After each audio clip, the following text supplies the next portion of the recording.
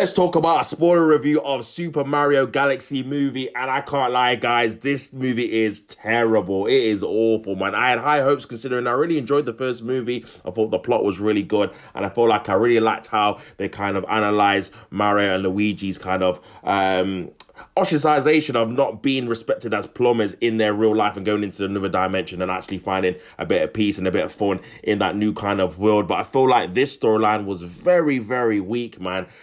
Just more about obviously the princesses and obviously them kind of merging together. But I just felt like the story just didn't really make much sense. Like in terms of the villains, Bowser Jr., he was looking at as the first kind of villain you're introduced to, with his obviously dad being captured in the first film. But then again, you feel like the dad has had a change of heart. He kind of is seen as a good guy. He proves himself. He sacrifices himself, and then he goes back to being a villain again. Like for no real actual reason. Why did you change him?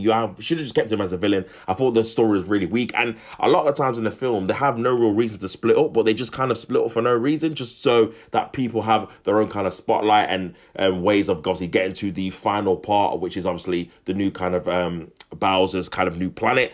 But yeah, man, I just thought it felt like this should be like not a TV series, but you know what, those kind of like extra like 30 minutes of a film that's already had the plot already done. This is like the extra bit. I just don't think the story was strong enough, man. And I felt like this kind of more played into the fact that people like to play the games rather than having like a real strong story. We didn't really see too much of Mario and Luigi compared to the first film, if I'm being honest, man, in terms of their story development as characters and how they kind of portray themselves in this universe, man. I thought we were going to get a bit more of that, them kind of being accustomed to or kind of getting to terms with not being in the real world, man. I thought that was the kind of direction they should have gone in rather than this kind of stuff. So yeah, I think they brought in Yoshi, who was fine, but again, didn't really have any kind of main kind of influence or impact on the actual story and the plot. He just kind of was dropped in the first kind of couple of scenes, and then he was just part of the gang then. So yeah, I'm very disappointed, man. I thought he wasn't good.